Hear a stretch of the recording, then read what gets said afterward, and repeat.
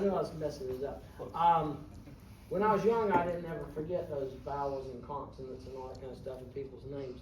But anyway, I'm very excited about this. So, Wayne has a deep interest in a wide scope of human history, and he loves ancient Greek and Roman history. He loves Middle Age history, which of course I'm in Middle Age now. No, not that Middle Age. He's talking about the Middle Ages, like, you know, the 1300s or whatever. That was a good one, wasn't it, Chris? Anyway, I'm past middle age, really. But he's very interested in studies a lot about World War I and II history, and has a particular interest. He was in the Air Force. He has a particular interest in the aviation side of World War I and World War II history. So I think we're going to have to ask everybody to silence their cell phones. That's my mom. That's my mom, in case y'all wanted to say. I hardly ever get on to her. Anyway. I couldn't find my phone to answer. That's all right. But anyway, he's coming tonight to talk to us, and I'm very excited about that. I bought his book, and I'm just going to turn it over to Wayne and let him take it from here. Well, I'm going to start off talking a little bit about the Civil War, and I'm going to just start right off and talk about the weapons. And of course, this is my personal, it's a rifled musket, okay? And you know, in the olden days, the colonial days, they used flintlock, smoothbore musket, okay? It had a ball that went down the barrel, and the flint is what caused it to fire off. Those guns were only accurate up to about, say, 70 yards, roughly, okay? Now, when the rifled musket came out, okay, it has rifling inside the barrel that causes the mini ball to spin, and it's like, I think you can compare it modern day to something like this: a soccer player taking a ball and just throwing it, okay? That would be the flintlock, okay? But, you know, a good quarterback taking that ball and shooting it, you know, a bullet, it flies so much farther and so much more accurately, okay?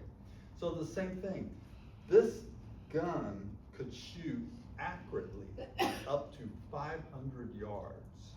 So, you know, you're talking a long ways as compared to, you know, the smoothbore. So because of that, you know, military tactics back then were based more on like what Napoleon was using. And in Napoleon's day, you know, in the very, very early 1800s, they were using those smoothbore weapons. So when they fired, they would just generally fire in the general direction of the enemy, and usually there wasn't a lot of casualties, okay? But when the mini ball, which is a 58 caliber bullet, basically, that's a big hunk of lead. And when it's fired from this weapon and hits bone on an opponent, it just shatters the bone. So many wounded soldiers had to have their arms or legs amputated. So, yeah, and casualties were just really high because they were still using a lot of tactics from the Napoleonic Wars, you know. You know, they were all in a line, shoulder to shoulder, firing, and that worked okay back, you know, years and years before, but by the Civil War, that was not a good tactic. All right, so basically, what you would do is you would have, I didn't bring my cartridge box, but you would have ammunition in your cartridge box, and you would put it down the barrel, you know, your powder, And in the cartridge, in the paper cartridge, would also be that 58 caliber mini ball, and you would put that in there, and you take out your rammer, and you would ram that down. Now, a good soldier, a well-trained soldier, could fire his weapon 3 times a minute, and that's pretty fast. As a reenactor, to me, I usually took about a minute, about half a minute to fire, okay, usually. So I would get off like 2 shots in a minute. So, of course, I wasn't like highly trained like they were, because they practiced and practiced and practiced. So anyway, so that's the weapon. Now, oh, by the way, this is an infield. This was made in London, okay? Both the Union and the Confederacy sent people over to London to buy weapons, okay? The Confederacy bought 400,000 infields. So they had a lot of infields, okay? The Union bought 500,000 infields, so they had a little bit more. But their main weapon actually was the Springfield weapon, okay? And that weapon was produced about 1 million. So the Union was mainly had Springfields, and then they also had the infield. I love the infield, okay? The difference, you can just look and see the difference. The Springfield is shiny, okay? And you had to constantly work on it to keep it, from rusting. The infields are blued, and so they don't rust, So that's basically a little bit about the weaponry. Oh, and one more thing. Now you hear about bayonet attacks, okay?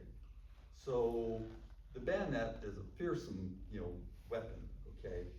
But only 1% of casualties during the war were from bayonet charges and bayonet, stabbings. So it wasn't used much. Most of the fighting was done with shelling, artillery, cannons, and with the bullets. So that's where, and then of course, disease was always a problem in the camps. There was a lot of disease that took a lot of soldiers down. Okay, so that's that. I'll just put this over here, out of the way. Maybe not right there. There we go. All right.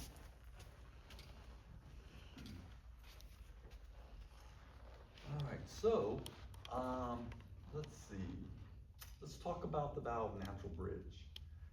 Now, really the story goes way back to February of 1864.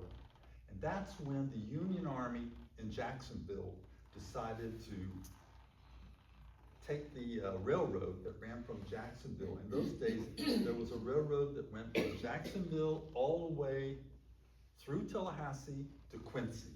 It ended at Quincy, didn't go any further. So they got on the railroad track and they started marching west, okay?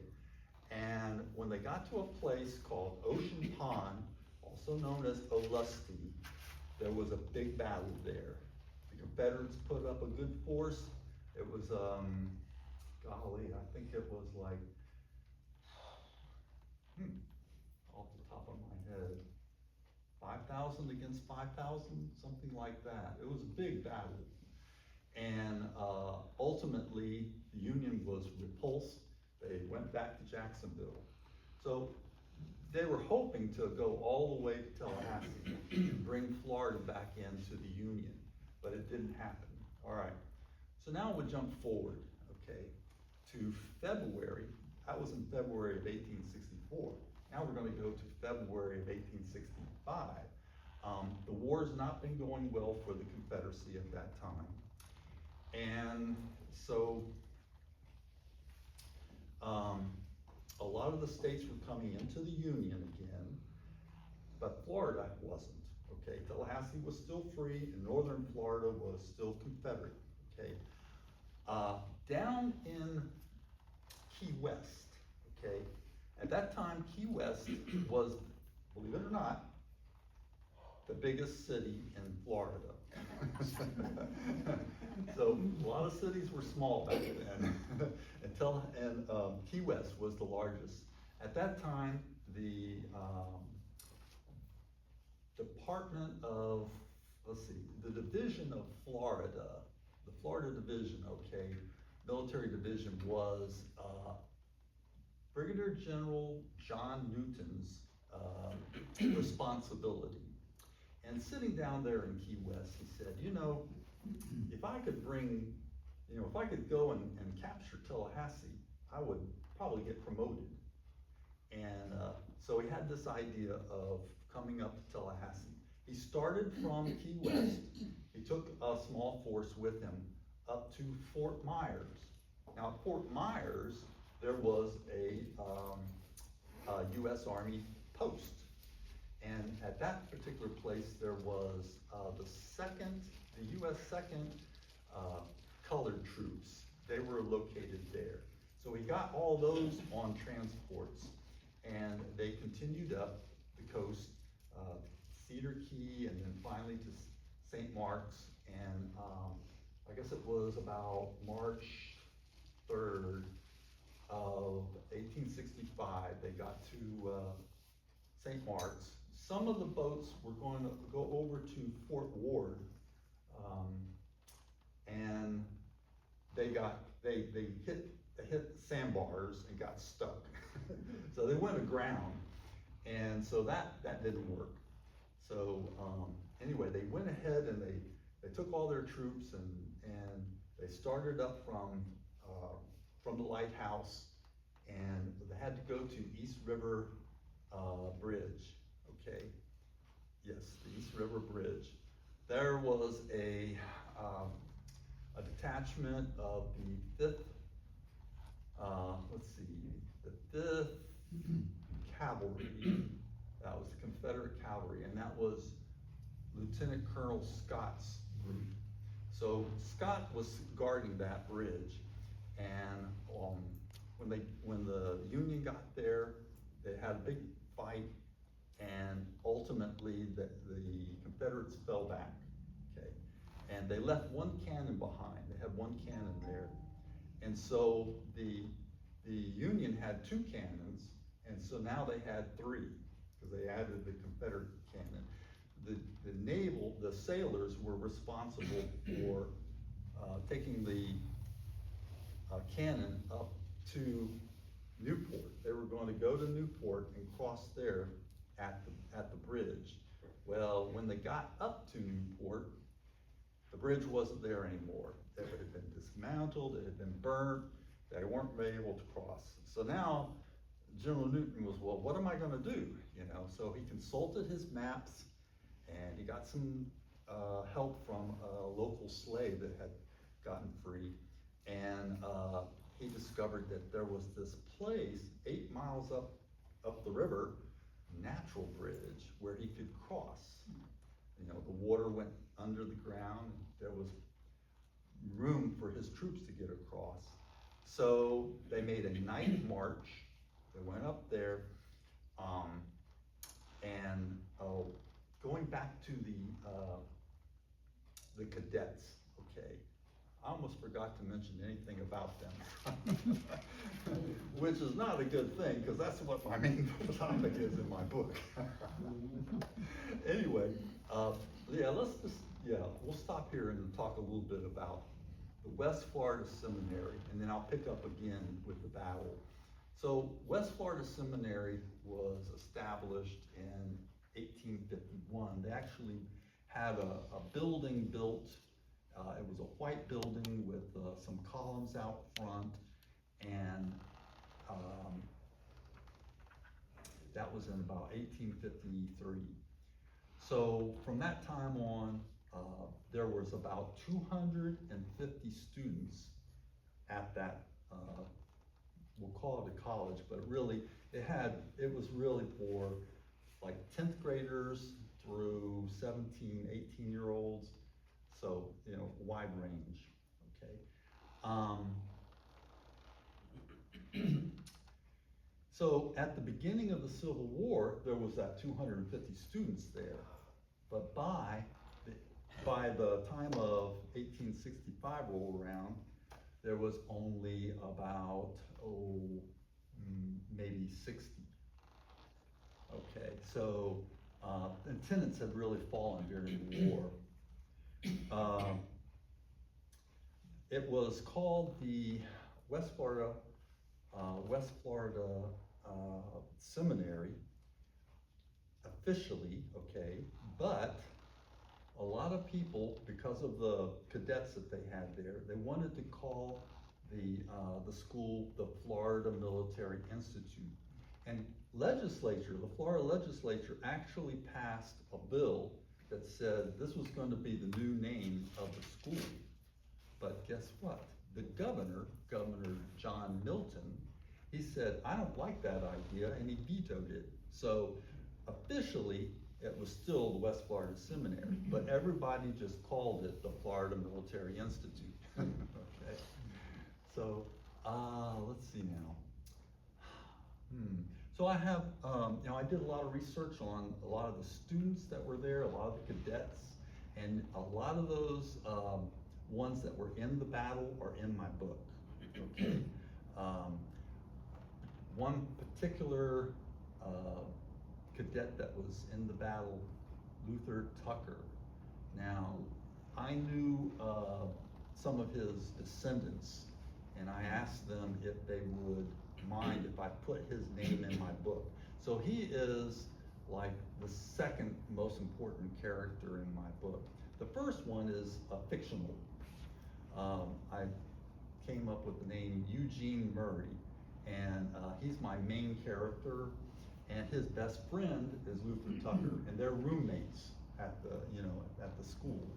So you see the whole battle through their eyes, what's going on in their, what's happening to them. Let's see. So, all right, let's go back to where we're at with Newport. So the cadets were sworn in at the Capitol, okay? They got on the train, they came down to Newport and got off at, Wakulla Station. They got off at Wakulla Station and marched across to Newport, and right there they fell in with Scott's group, the cavalry, and prevented the Yankees from getting across, okay? So now, like I said before, General Newton had to decide, well, how are we going to get across? And then he found out that he had that natural bridge. So in the night, they marched up to Natural Bridge. Well, word had gotten out that the Yankees were here, and they sent word out to Quincy, they sent word out to Lake City, Madison, and all those different places were sending militia and various troops. So by the time that General Newton got up to Natural Bridge, it was already well defended.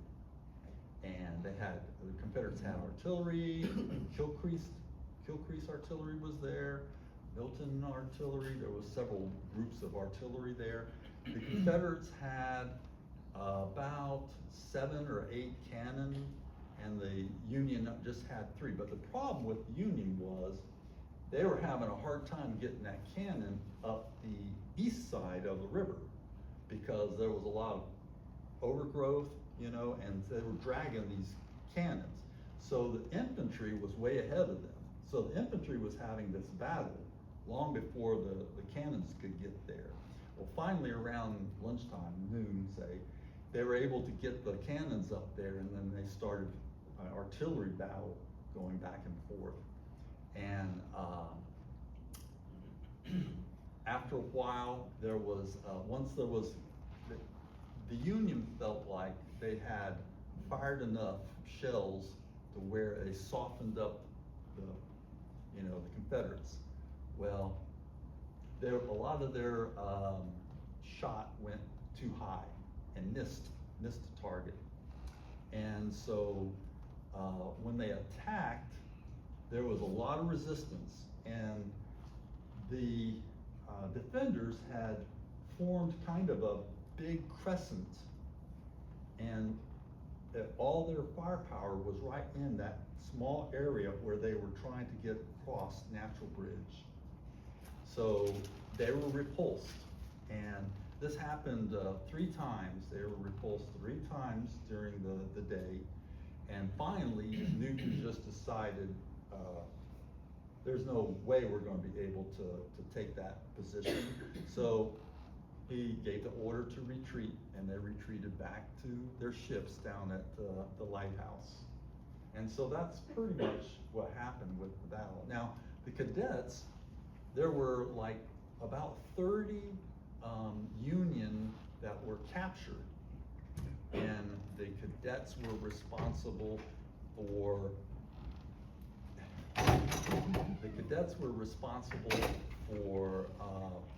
taking them up to Tallahassee and putting them in the Masonic Hall. The Masonic Hall was used as the POW building to hold the prisoners, and cadets had that responsibility to do that. Let's see, what else shall we talk about? Do you have any questions about reenacting, about the battle? Any questions at all? Just tell us a little bit about what an average reenacting weekend involves. Well, you know, you gotta get your tent all ready, and, you know, all your, whatever you're gonna eat, you know, and so forth, your uniforms, Helga, what am I forgetting? So do you try to eat the same type of thing they would have eaten, or do you eat more modern dishes? That's a good question. Well, it depends on how authentic you're trying to be. Okay, there's some guys that just, you know, they might bring like a Little Debbie in their haversack. You know. It depends on the wife. Oh, is that it? It depends on the wife? What you prepared for. No, he was discouraged from the Little Debbies very quickly. I did that a couple of times, yeah. Yeah. No, I remember one of my friends saying, "We're having a Little Debbie?" You know, we're sitting out in the woods, you know. I said, "Why not?" No, but they, you know, they probably would eat an apple or, you know, something like that. When, you know. when we prepared for Gettysburg, we had ladies group made little linen or cotton bags, and we put in there apples and peanuts And cheese, those little cheeses. And as I remember, there was some cheese in those, because I like cheese. Hardtack. Hardtack. I've seen it in the museum. Oh my, hardtack will break your jaw. They don't call it hard for nothing. You have to soften it, you have to put it in your coffee. Yeah, put You it have in your to put it coffee. in your soup Soften is it up. good, Yeah. and. But that was a staple of the soldiers, was the hardtack, yeah. Easy to transport, lasted forever. We try to be as authentic as we can. So instead of, I don't know, instead of cooking tacos, we would do stew Yes. or something like that, or soup. We always had good breakfasts in camp, you know, scrambled eggs and sausage, that sort of thing, you know. But yeah. So do you and the other reenactors bring, you know, you bring a horn of gunpowder, or do you bring packages in paper, or how do you fire your weapon? Yeah, so, we get a tin of gunpowder, and we have these we make paper tubes, okay? Actually, a lot of, reenactors buy them already made up. There's somebody a lot of times kids will just do that for fun, make the tubes up, and then their mom will sell them to a reenactor. So you get these tubes, and then you just, pour the gunpowder in there. I always used my thumb, if I put like a thumb's amount of gunpowder in the tube, then that's about right, that's what it should be. So, yeah, and then, you put it in your cartridge box, and usually you would carry, 50, maybe 60 rounds in your cartridge box. Mm-hmm. Do y'all wear earplugs, or do you just? Some guys will put earplugs in. I don't like to use that. I use something a little more old-fashioned, cotton. I just put cotton in my ears. Yeah. I would think that would be very loud if you didn't have something like that. You probably couldn't hear my questions tonight, so. Well, some guys don't even bother to put anything in their ears. Mind you, you might have to speak up to them a little bit. And then you're using caps, right? Yeah, and we're using caps. It's a little copper cap, and inside it is a filament of mercury. Okay, it's a special substance that once a spark goes on there, boom, and what it causes a spark when you hit it, that's it. So you put that on, here, I'll show you excuse me. I didn't bring any caps, but this is what you do. Okay, so you see this little cone right here? We call it the nipple, and you take in your little, Cap pouch. thank you, cap pouch, pull out a cap, and then you just put it on here, okay? And then when the hammer comes down, it causes the substance inside that to cause a spark that goes down into this, hits the gunpowder, and there it goes. There goes your Now, bullet. would you put your cap on last or first? You would put that on last. You load it, okay? Put that in there, ram it, then you pull up your rifle, you get your cap, you put your cap on, and then you're ready to shoot, just like that. How did you come to have that rifle? Sorry? How did you come to have that? I mean, is there a certain place that all y'all buy all your gear from, or is it just kind of accrued over time? Let's see, well, this old thing, I've had this for about 35 years, and if I remember correctly, because that was a long time ago, I think I got it from Jarnigan.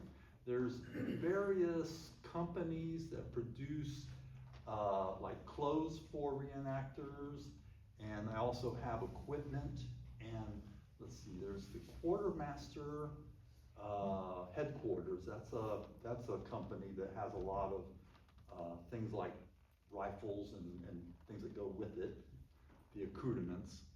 And, but yeah, back when I bought this, I think it was $600 and some. Now it's worth about $1,500, so it's gone up quite a bit. It's an expensive hobby. Yeah, it can be an expensive, but this is the biggest, this is the big ticket right here. You get your rifled musket, and the rest of it's not so bad. You could have said you stole it off another soldier. There you go. That's how I thought it was. There was a lot of that going on during the Civil War. Also, I wanted to find out, you're talking about how there were so many casualties. Right. When did penicillin get invented? Penicillin was invented by Dr. Fleming, the Scotsman, and that was in like the early to mid 1920s. Yeah. And so Too late. It wasn't gonna help. Way it only too late. had just been discovered, so it didn't really become common until like World War II. So before World War II, for instance, let's see, President Coleridge, his son was a tennis player. And one hot summer day, he was out there playing tennis, and this was in the 1920s, and he got a blister. And he did not take good care of that blister. He got infected, and because they didn't have anything at that time to save him, he died. So the president's son died in the 1920s. And I was as a- gonna ask you, on the reenactment weekend, were there any casualties? Somebody accidentally put the real bullets in there? Oh, like at the movie. we try not to We do try it. not. It One happens. Gettysburg reenactment, many years ago, there was a cavalry engagement, and one of the cavalrymen had a gun that he shot at somebody and actually hit them with a In the bullet because he didn't realize that he had a charge in there. And usually, we always check, before a battle to make sure, but for some reason or other, his gun didn't get checked. So, but that's really, really. You What had a had happened casualty. there is reenactors came from Germany, and Wow. instead of bringing their guns, they arranged with friends here, with reenactors, to borrow their rifles and their pistols. And one of them was loaded, Ouch. and he hit the guy in the neck, and it was not pleasant, but there was no casualty. Yeah, he didn't get The killed. victim survived. Yes, Good. so. I bet you he is not reenacting after that. I bet he did. Did he really? Oh, Oh my. hardcore. Now, sometimes in the heat of battle, the soldier would double load, maybe even triple load his weapon. So when he fired it, if he had it like triple loaded, it could blow up on him. Yes, I've seen pictures of battles where they get a dead person's gun that got shot before it been fired, and they double stuffed it because they just grabbed the weapon off the ground and that's when it exploded. They grabbed somebody who died but never got a chance to fire it. Now, when we reenact, all the men except the sergeants have to take their ramrods out and leave it in their tent. The reason for that is if you ram down the barrel with your ramrod, and in the heat of battle, you might forget that you had your ramrod down there, and they're afraid that, and it did happen in the Civil War, occasionally somebody would just actually shoot the ramrod. And at Natural Bridge, they had an example of that. One of the archaeologists had brought it in, and they had a display, and there was a bent ramrod that had been fired.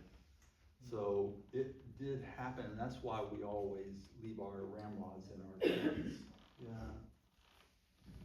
Were the cadets involved in the battle itself? Okay, yes. Okay, so I was telling you about how the cadets were at Newport, okay? Well, word came down, Scott sent a messenger down to Newport and told the cadets they needed to come up to Natural Bridge to help out. So they marched up the 8 miles up the Plank Road on that, let me see now, Monday, I think it was Monday at that time, yeah. On that Monday, on the March 6th, they marched up that morning, up, and by the time they got up there, it was about noon. And so then they joined in the battle, and they were put in, next to the Kilcrease artillery, which was pretty much in the center of the Confederate line. And so now let me tell you a little bit about my connection to this battle. I actually have a connection, and that is that my great-great-great-grandfather, Alexander Byrd, was a private in the Wakulla Tigers, which was the Company I of the 5th Florida Infantry. So he was in various battles, but when he was at Fredericksburg in December of 1862, Now, he had a wife, oh, let me tell you, he had a wife and 2 children, and he had a cabin on the Plank Road, right close to Natural Bridge. It's not there anymore, it's long gone, and my wife and I tried to find the exact, position of that cabin at the courthouse, but they said that at that particular time, those records were burnt. They had, so I didn't have any proof. Shame on Crawfordville, letting the courthouse burn with the records I'm looking for. Yeah, that was a shame, yeah, cause we really wanted to find out exactly where it was. But anyway, it was close to, the Natural Bridge Road and the Old Plank Road. So, his job was maintaining that road, you know. But then he joined the Wakulla Tigers. He went off, fought several battles. When he was at Fredericksburg, he was wounded. They took him to Richmond to the Florida hospital, and about a week later, he died of pneumonia. So that was unfortunate. And then he left a widow, you know. But the thing was, in the battle, they decided to use that cabin, the bird cabin, for the field hospital. And they brought the wounded there. There was a couple of doctors. I think one was from Quincy. And Dr. Hens. Dr. Hens. Dr. Hens, right. So, but here's the thing. This is really interesting. This is family history right here. My dad, I was born in 1948, okay. So in 1949, there was a family reunion up here in Tallahassee.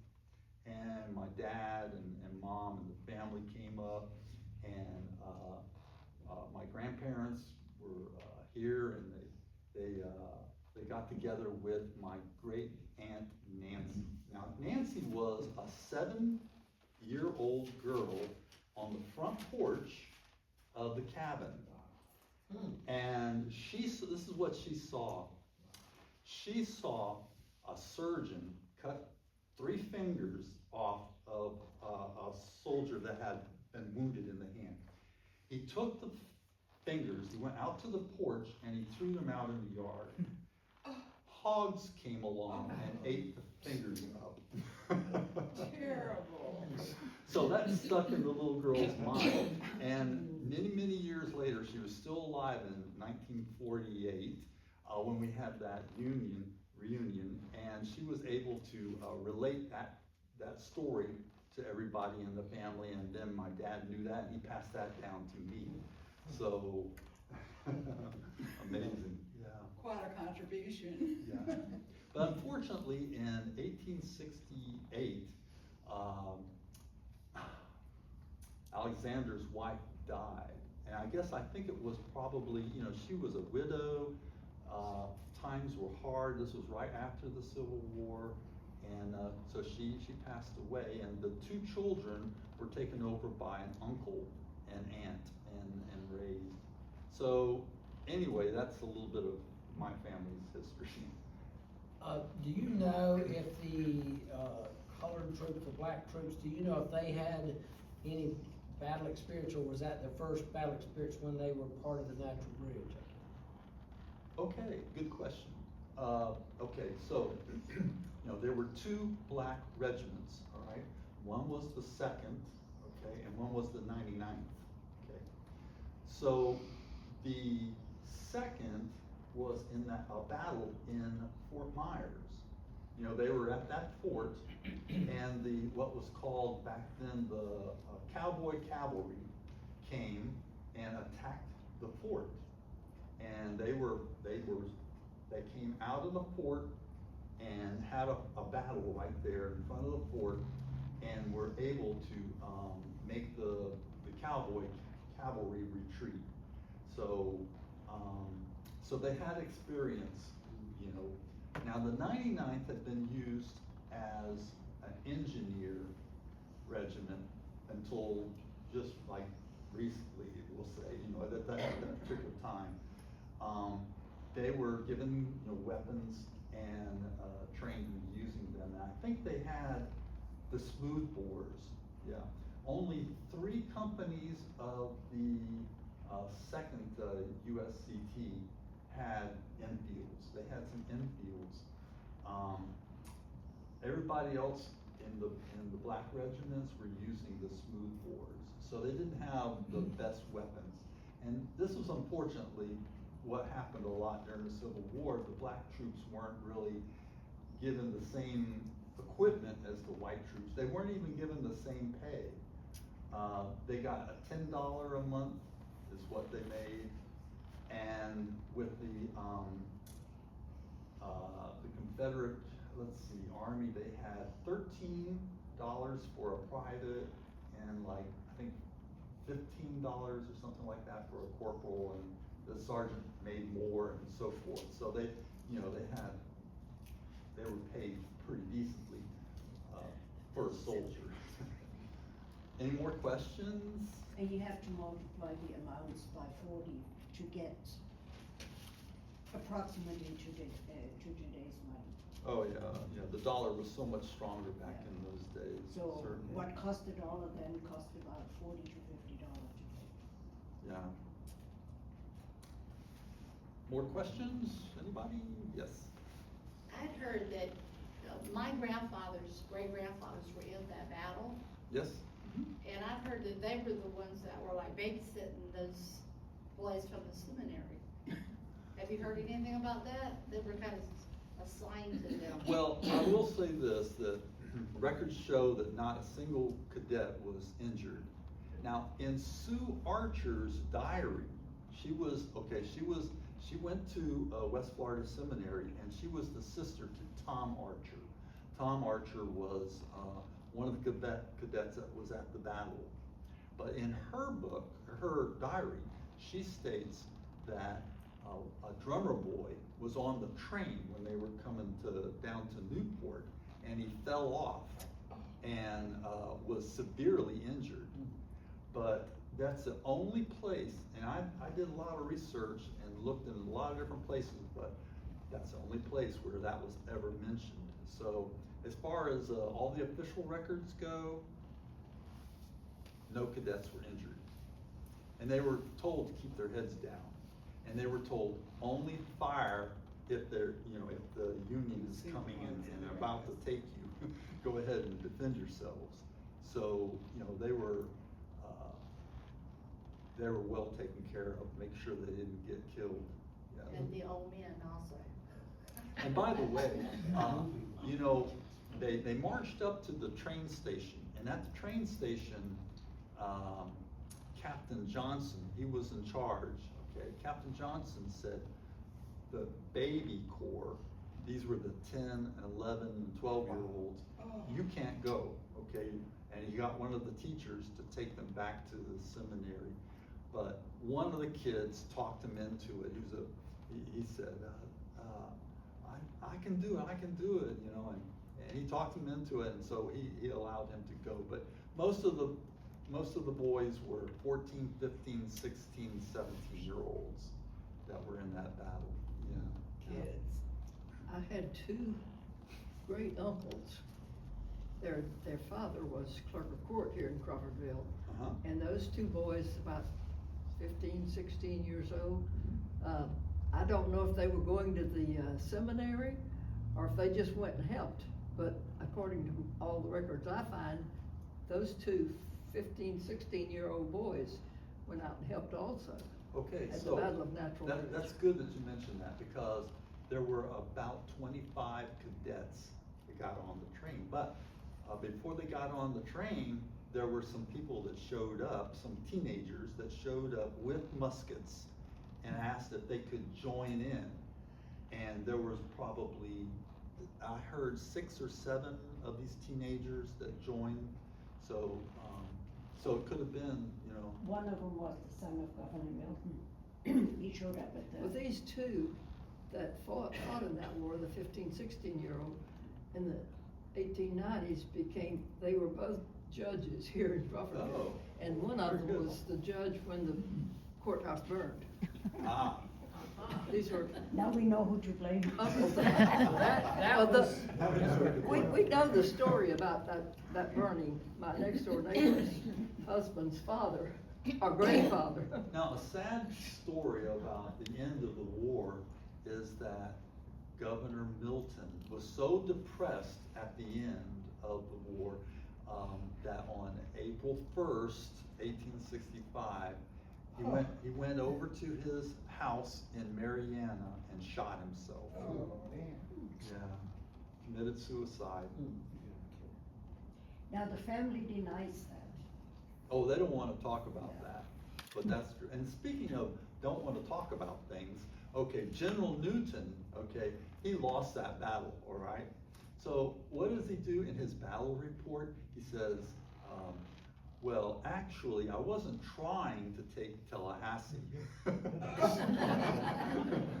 So, and he said that, okay, now, statistically, there was about 700 Confederates, roughly, and 900 Union, okay? But in his battle report, he said the enemy had 4 times as many men as I did.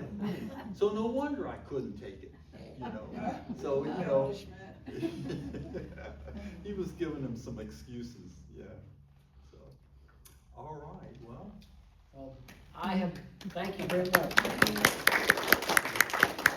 I went to the Natural Bridge reenactment one time years ago, and I noticed that there were some black reenactors playing the role of the 2nd or the 99th, and that was very fascinating part of it. They actually had a guy there, and I don't know if they do this every year, but they had a guy there that was dressed up like Frederick Douglass, Yes. and He he comes would every give the year. talk and everything. That was very interesting too. But anyway, thank you for that. I can hardly wait to tell my daughter about the opportunity my grandkids have to make up those gunpowder facts.